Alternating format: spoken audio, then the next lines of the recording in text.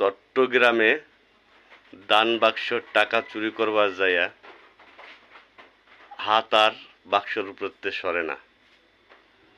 আল্লাহ তাআলার বিচার কিছু কিছু যখন তখন দেখানোর এটাই নিয়ম।